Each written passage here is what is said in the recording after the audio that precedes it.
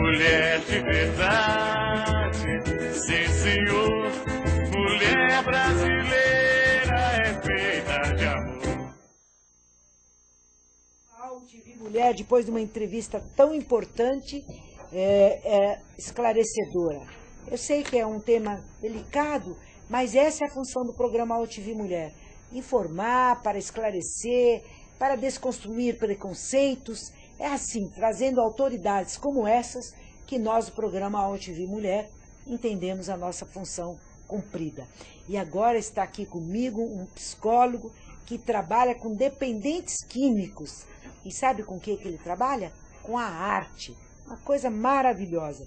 Que bom ter aqui comigo no programa Ao TV Mulher, Eli Mendes de Moraes. Boa tarde, que bom tê-lo no programa. Boa tarde. Primeiramente, queria agradecer por essa oportunidade, porque a gente gosta muito de você e é bom estar com você, e é bom a gente ter a oportunidade de falar alguma coisa sobre algo tão importante e eu vejo tão complexo. E aí eu faço uma associação disso tudo com arte, né? Porque é a forma de minimizar a dor, né? Através de... Eli, você trabalha assim, você consegue dar vida, cor, né? Olha só o painel que está atrás de você, um painel que tem cores vibrantes, o verde, o vermelho, todas as cores têm vida, né? Mas é o encontro dessas cores numa coisa tão delicada que é esse sofrimento da dependência química, né? E como é que você fez essa trajetória, essa caminhada? Como é que você introduziu esse trabalho da arte na dependência química? Bom, primeiramente a gente sabe que a psicologia e a arte, elas caminham junto desde, né? Aliás, lá da filosofia, eu acho que já se confundia arte e filosofia, então era uma coisa assim que tem tudo a ver a psicologia, a filosofia com arte. Acho que isso funciona muito bem. E na psicologia mesmo nós temos uma teoria de psicoterapia, né, uma técnica que chama-se a projeção. A projeção é uma coisa até psicanalítica, uma forma da pessoa manifestar através de uma projeção. Nós chamamos de projeção na psicologia. E a projeção pode vir através de música, de expressão corporal, musicoterapia, enfim, várias formas. E a da arte, propriamente dita, arte aplicada, arte plástica, ela é muito importante. Até haja visto que a gente usa isso muito com crianças também, para a gente obter uma forma de diagnóstico até, e de uma forma também terapêutica, porque eu vejo que o trabalho feito dentro da clínica, eu trabalho numa clínica onde nós temos, em média, 60 residentes, 60 dependentes químicos, né, de todas as idades, ali, a partir de 18, 20 anos, até todas as idades. Então eu percebo que colocando na frente deles uma oportunidade para eles manifestarem uma expressão através de algum objeto, de algum trabalho de arte, né? Eu percebo que isso funciona muito. Eles realmente sentem-se relaxado, produzindo alguma coisa. Doutor Eli, os nossos internautas aqui estão perguntando para o senhor, em que momento o senhor introduz a arte? Eles perguntam, no momento que a pessoa está na abstinência, o senhor pode introduzir a arte? Posso, até porque o momento da abstinência o momento da abstinência dá muita ansiedade, dá muita... a pessoa fica em desconforto, né? Porque ela está buscando a satisfação de algo que ela não pode, né, buscar, que é a droga, propriamente dito. E essa ansiedade, através de um trabalho de arte, né, um trabalho de arte propriamente dita, algum trabalho manual, alguma coisa, eles podem descontrair, podem se sentir melhor, é o que eu tenho visto. Eles É um reforço. sentem um reforço. Para a superação do problema. Para a superação. Isso olhando pelo ponto de vista pelo ponto de vista terapêutico, né? Porque isso faz bem. Agora, além de fazer bem, a gente tem um olhar, a gente faz uma leitura disso tudo como diagnóstico, o que está se passando. Por exemplo, uma época eu tive um menino que tinha um desenho muito desestruturado, sem muita expressão e tal e tal. E no final das contas ele veio até suicídio.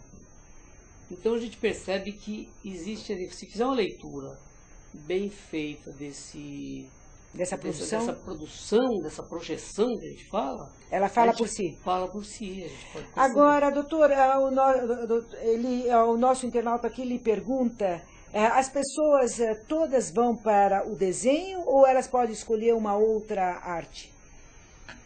A princípio a gente tem lá um momento que é o momento dessa arte-terapia, né? A maioria vai. Tem alguns que a gente, por algum motivo ou outro, realmente ele pede para não estou bem, estou precisando de outra coisa, então ele vai para outra atividade.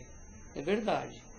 Mas a maioria participa e eu vejo ali que a expressão do afeto aparece muito. Eles escrevem, eles desenham letras brilhantes com eu amo minha mãe, a minha esposa querida, meu filho, põe um nome e desenha e faz faz um colorido com uma expressão sempre voltada para a família, para o filho, para a esposa, para o pai. E o que o senhor está nos colocando aqui é que a força da família nesse tratamento é muito grande. Super importante. Porque se nesta hora que ele está se colocando, ele está fazendo essa mensagem de amor, de afeto, de confiança, que só desenha quem se ama, quem se confia, exatamente, mostra o quanto essas pessoas, se chegarem da forma que devem chegar, nesse momento de tratamento, o quanto elas podem colaborar, não é? Exatamente. É aquele momento que não pode trincar, a relação com a família, né?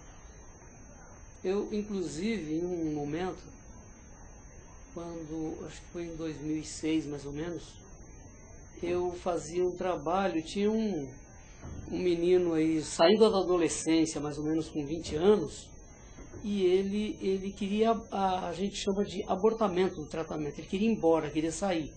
E eu percebi que ele precisava ficar ali, né? E eu acabei segurando ele através de trabalhos de arte. Segurei ele o tratamento inteirinho através de uma produção de pinturas em tela, e ele foi gostando, e aí foi feito, a gente foi tendo foi desenvolvendo essa relação, né, de terapeuta e paciente, e ficou muito bom isso aí, ele ficou no tratamento. E o nosso internauta pergunta, quando sai do tratamento, eles continuam com a arte-terapia? Geralmente não. Seria bom que continuasse, mas geralmente não, porque... Entra numa outra rotina, né? Eles voltam para a rotina normal. Aquele arte-terapia é para aquele momento. Pode ser que alguns, eu já tive casos de alguns que começaram a vender materiais fora, produzir alguma coisa para vender objetos feitos eu acho que era de lata de refrigerante, ou coisa assim. Sei. Ele vendeu fora. Tinha uns que tricotavam umas coisinhas, fazia cachecol. E ele fez e vendia. E aqui nós estamos com um depoimento de um internauta nosso que diz que ele, aos 60 anos, num desses trabalhos que o senhor está se referindo, pela primeira vez na vida dele, ele pegou um pincel na mão. Eu tenho muitos casos assim. Tem muitos casos. E isso é um acolhimento, né? Super importante.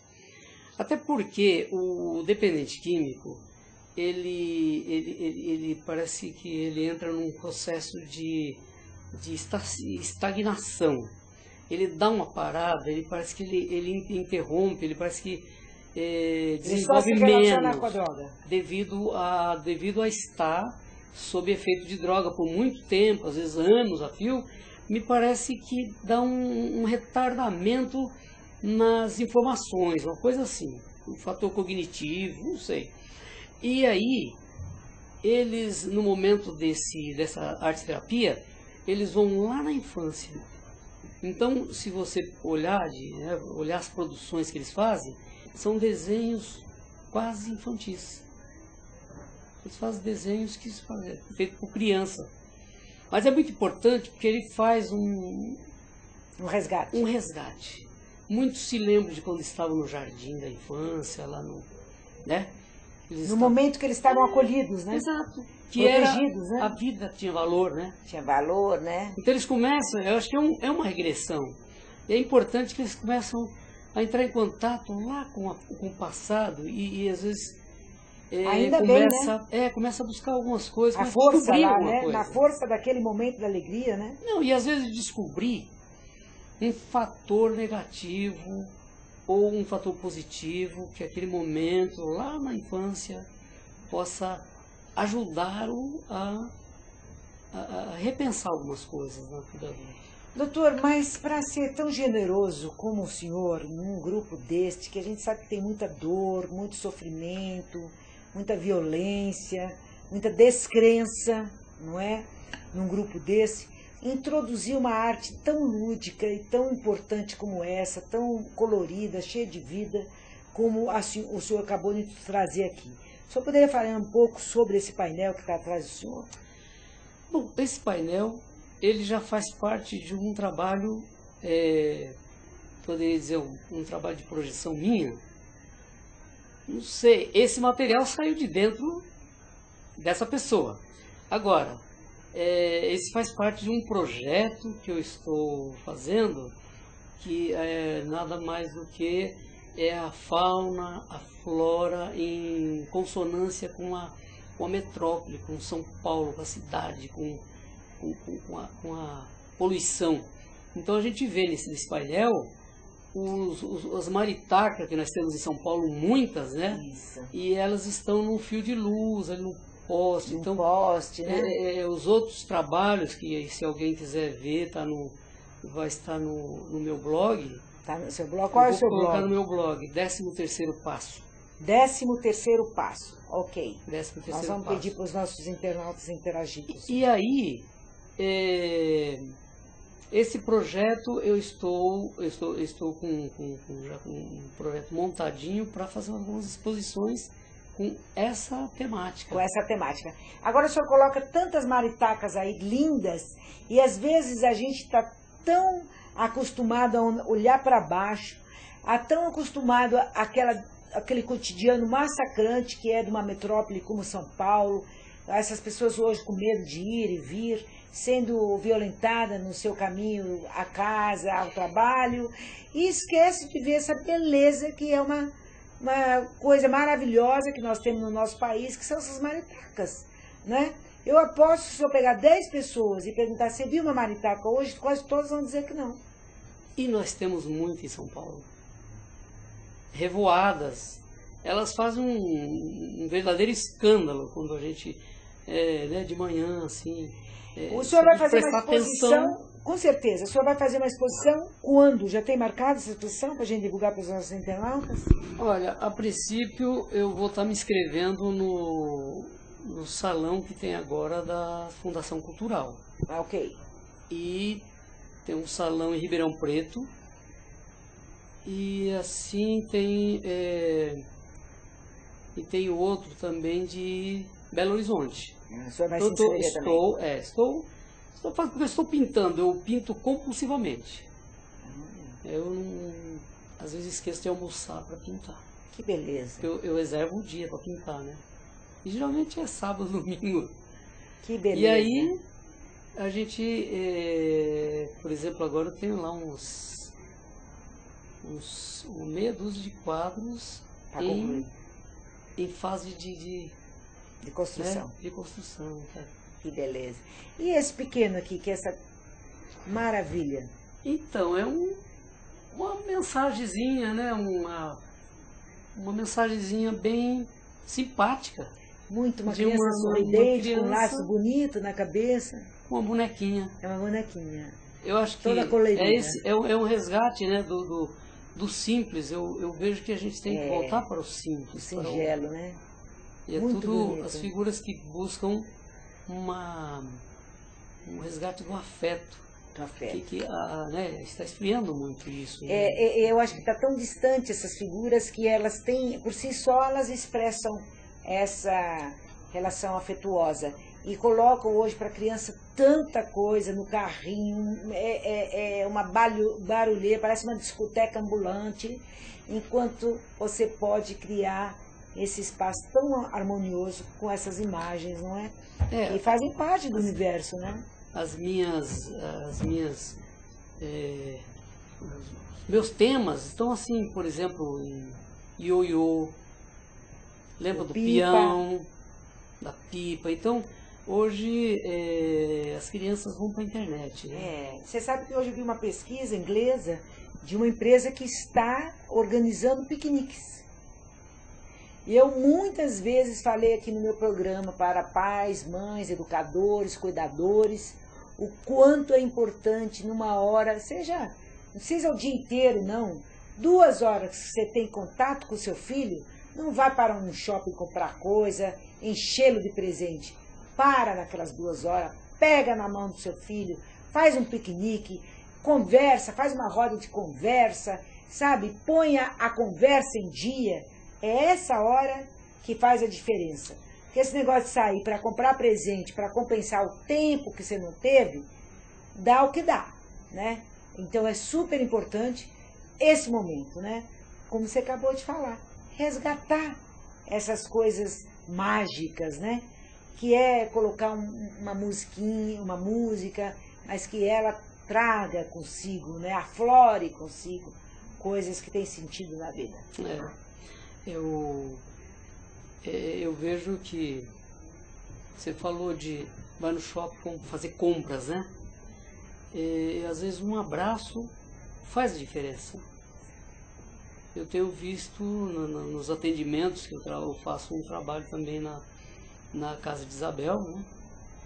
E ali eu atendo famílias que estão sofrendo pelos adolescentes, que estão em medida socioeducativa, com marido dependente químico, filho dependente químico. Então a gente vê aquele sofrimento, a gente vê que perderam a capacidade de se abraçarem, de se tocarem, né? compartilhar. Aí eu pergunto para os adolescentes, ontem eu estava com 21 adolescentes num grupo, e aí eu pergunto quem que abraçou a mãe hoje. Eu acredito que foi uns 3 ou 4. Então fica muito distante. Até teve um que citou assim, minha mãe saiu às 5 horas da manhã. Aí eu falei, por que você não levantou às 5 horas da manhã para fazer um cafezinho para ela? Né? Então a coisa vai se distanciando, vai se perdendo. Mas ele não abraçou às 5, mas ele podia ter abraçado às 11 da noite. Né? Então, não importa o horário que vai abraçar, mas abrace, não é? E eu quero aqui dizer que você trabalha numa casa que a gente apoia muito, que a gente divulga muito aqui na rede AltV, que é a Casa Isabel, que é uma referência no atendimento a mulheres vítimas de violência, e hoje não mais só mulheres, como já com a questão da dependência química. Exatamente. Agora, você tocou um ponto que me chamou muito a atenção. Essa questão de não olhar para o filho, não perceber o filho. Muitas vezes a mãe, o pai, o cuidador chega a falar, ai, agora que eu percebi que meu filho está, entre aspas, com má companhia, né? Demora para perceber. Demorou muito, porque não parou aquele dia. Todo dia você tem que parar, mesmo que seja 5 segundos, meio minuto, você tem que parar para falar com seu filho. né? Percebeu alguma coisa. Ele sempre percebe, às vezes você quer protelar que não percebeu. Mas Não quem quer é ver. pai e mãe sempre percebe. Por Quem quê? é cuidador percebe, né? Porque ver e acreditar é sofrer, né? É sofrer. Porque se eu falo, não acredito, eu acho que não. Não, imagina, meu filho, não. Então é mais cômodo. Agora, quando eu acredito, aí eu começo a ter a responsabilidade do que eu acredito. Aí eu tenho que fazer alguma coisa. Então é mais fácil dizer, meu filho, eu não acredito que ele esteja fazendo isso. E aí o que a gente tem visto é que a mãe só vai perceber muito depois. É a última a saber. Né? Traída. Ela vai saber muito depois, quando ele já aprontou na vizinhança. Quando ele já começa a vender as coisas dela. Ele quando começa a vender, porque já está bem grave, né? Mas a princípio eles começam a mostrar através de rebeldia, Isolamento. isolamento e evasão da escola. Tem muitos que vão para a escola empurrada, a maioria.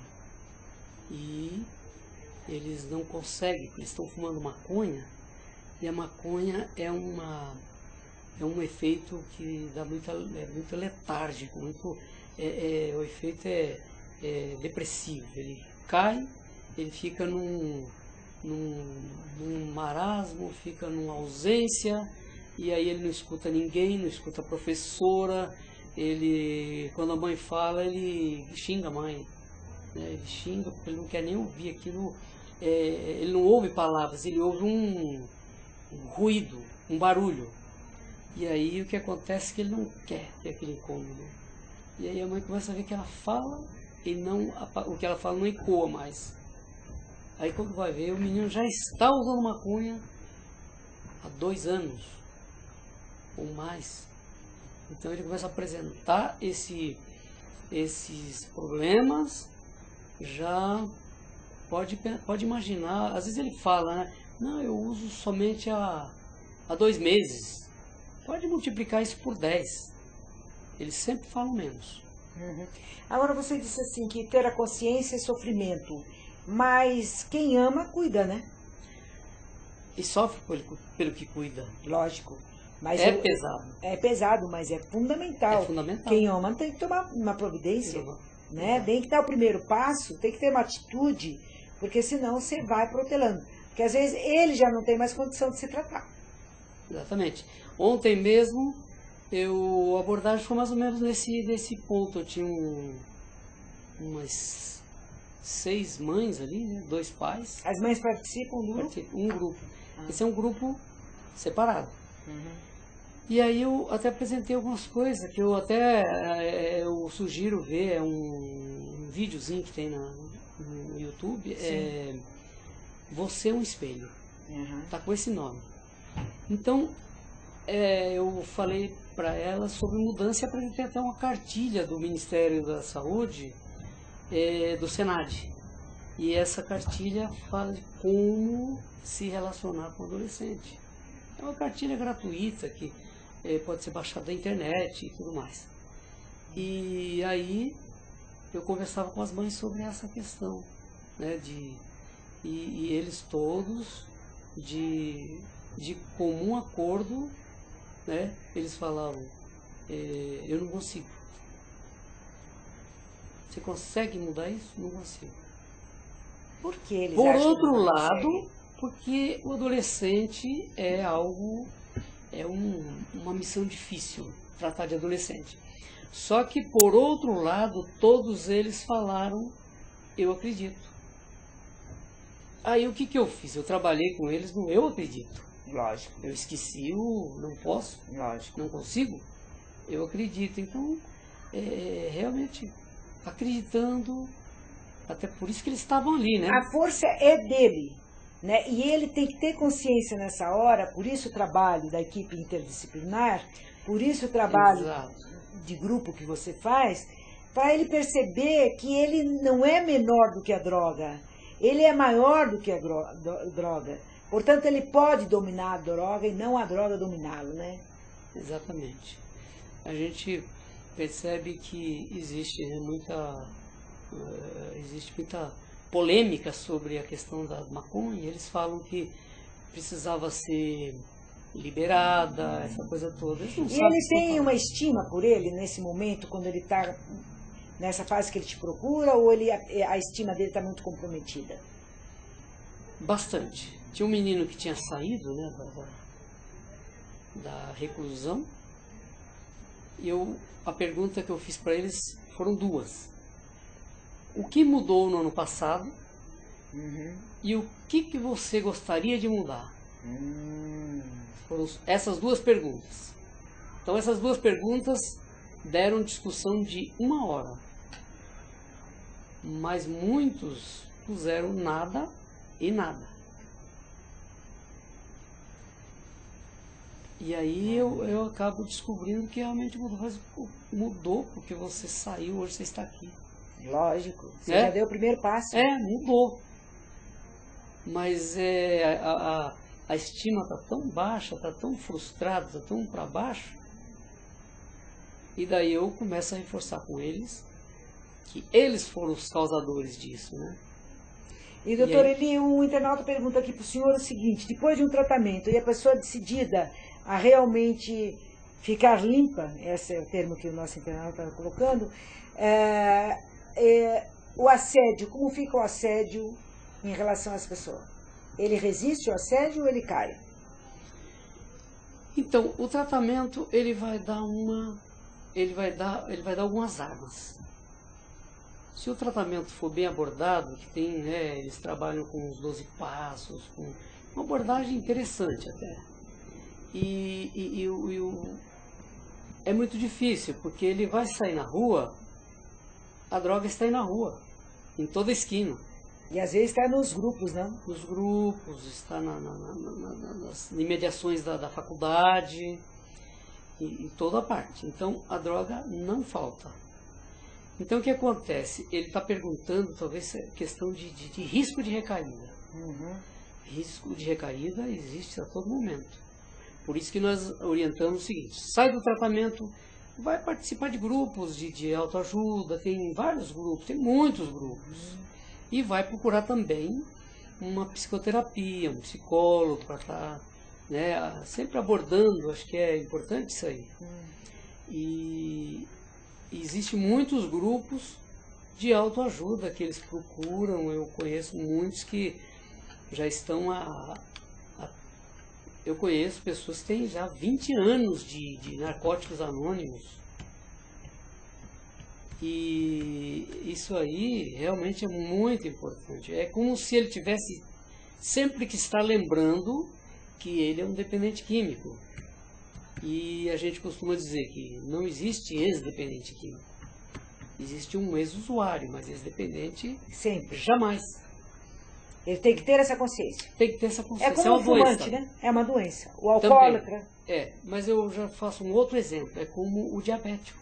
Ok. O diabético, quando ele estiver em cima de uma mesa, ou melhor, sentado numa mesa, onde tem um belo de um jantar com comidas calóricas, Nossa. ele está num momento de recaída, ele está num momento de risco. Porque ali está em jogo a questão do prazer, da satisfação, né?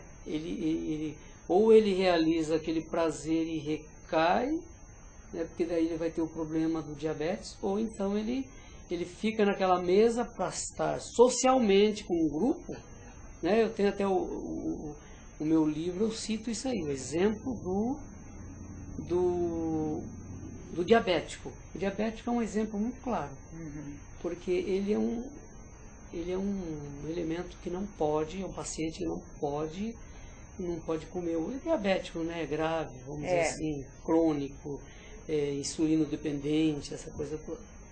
Então é um exemplo muito claro. E o dependente químico, ele tem que evitar lugares, ele tem que evitar situações. Porém, ele vai ter que desenvolver Sua autodefesa. sua autodefesa para que ele possa continuar sendo aquele ser social que todo mundo espera dele. Que ele possa ir num casamento onde tenha uísque à vontade e tenha, né, cerveja e tudo mais, e ele não vai recair, porque na verdade o dependente de droga, a bebida vai disparar a recaída para a droga. Então ele não pode recair na bebida, senão ele recai na droga. A nossa internauta aqui está dizendo que está encantada com os desenhos do senhor. Fala para ela visitar o 13º passo. Não está lá ainda, mas eu vou colocar uma janelinha lá. Ainda não está? Não está ainda. E está à venda? Ainda não, porque eu estou fazendo uma coletiva, né? uma coleção que vai ter um número X de quadros. Aí depois ela vai até ver pelo site, pelo blog, né? Nós trazemos o prazer aqui. Quando tiver a venda, o senhor nos comunica, que a gente tem todo o prazer de trazer e comunicar aos nossos internautas do AltV Mulher. Então a exposição do senhor também não tem data por enquanto? Não tenho data, mas depois a gente eu posso colocar tudo no blog. No blog. O blog é 13º passo. É em número ou escrito? 13º passo escrito. Ah, tá bom. Se colocar no Google já aparece. Na verdade, 13º passo quer dizer o quê? Lá só tem assuntos sobre drogas e essas questões, né? E 13º passo, o NA trabalha com 12 passos. Primeiro, segundo, terceiro, até o 12, 12º passo. O que eu fiz? Eu escrevi o livro que chama-se 13º passo, que ele ainda não está lançado, não está pronto ainda, tem que ser revisado. E esse livro, ele na verdade, ele fala o quê? Ele fala como é depois do tratamento. Sim. Depois dos 12. Vamos fazer o 13º passo, que é o quê? Essas coisas que você me perguntou, que a internauta perguntou, que é como que a gente faz para manter-se de pé. Eles chamam de pé. O termo usado é esse, né? Como se manter na abstinência, manter longe das drogas. Então esse livro vai fazer um apanhado dos relacionamentos sociais. Como se manter limpo, o nosso internauta Como se manter limpo. Ah, ok. Que bom. Então a gente procura isso lá no 13º passo. 13º passo. Maravilha. Eu quero agradecer demais a sua entrevista no programa AltV Mulher. Você que é um psicólogo, que é uma autoridade nessa área da dependência química e trazendo para nós um presente no começo do ano, num momento tão triste do Brasil, que é esse luto desses jovens de Santa Maria, do Rio Grande do Sul, essa imagem, esse quadro maravilhoso, lúdico. Que essas forças, que essa luz que tem no seu quadro esteja no coração das famílias que perderam seus entes familiares e a todos e todas que vivenciaram, lamentavelmente, essa dor do Rio Grande do Sul. Eli, muito obrigada pela sua participação. Obrigado, eu agradeço pela oportunidade e fica aqui o meu convite, né, para estar olhando meus quadros. Porque o artista, a satisfação do artista é que alguém olhe. Todos os artistas, né, o que canta quer que alguém ouça, o que escreve quer que alguém leia, e eu quero que alguém veja. Maravilha, com certeza na nossa rede estão vendo. E a todos vocês internautas, muito obrigada. Até o próximo programa AltV Mulher aqui.